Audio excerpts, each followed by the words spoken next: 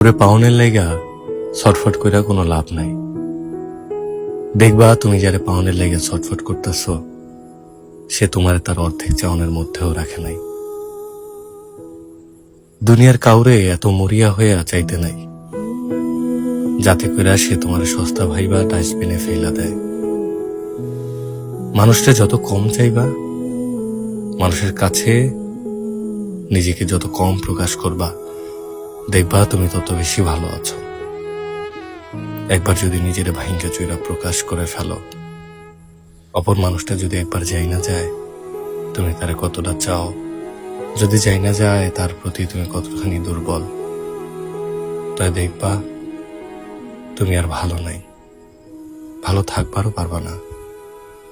কঠিন হইলেও এইটাই সত্য, ভালোবাসা যত কম প্রকাশ করা যায় ততই স্বচ্ছ, সুন্দর, মায়াময়।